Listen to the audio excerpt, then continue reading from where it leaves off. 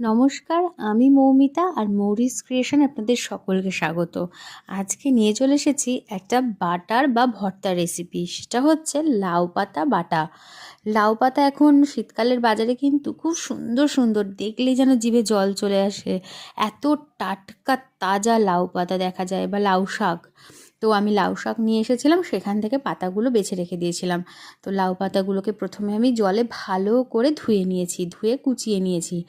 আর এখানে আমি বেশ খানিকটা গোটা রসুন নিয়েছি।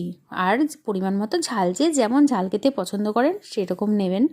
তো তারপর আমি কড়াইতে সর্ষের তেল দিয়ে তার মধ্যে 1 চামচ কালো জিরে দিয়ে দিলাম। তো জিরেটা দেওয়ার পর আমি গোটা রসুন যেগুলো ছুলে রেখেছিলাম আর লঙ্কা দিয়ে দিলাম। আর হ্যাঁ, আজ কিন্তু আমি ভর্তার মধ্যে বা বাটাটার মধ্যে রেসিপিটায় 2টো শুকনো লঙ্কা যোগ করেছি। একটু ইচ্ছে করলো যে আজ শুকনো লঙ্কা 2টো দিই।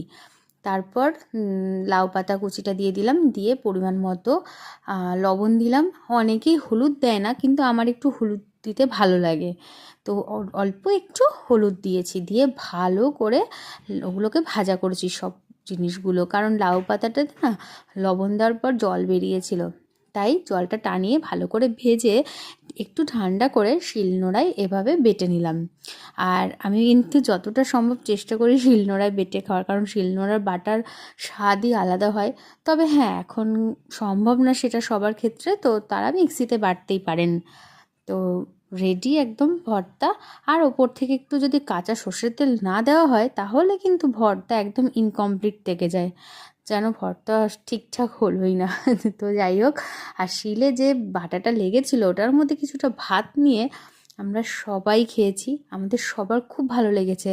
আর আপনাদেরও যদি ভালো লাগে তাহলে কিন্তু পাশে থাকতে হবে, এরকম আরও নতুন নতুন রেসিপি দেখার জন্য, জানার জন্য। আর আপনারাও চাইলে বাড়িতে বানিয়ে খেতে পারেন, এমন কিছু খরচও নয়, খুব সামান্য উপকরণ দিয়ে হয়ে যায়। তো সবাই ভালো থাকবেন, টাটা।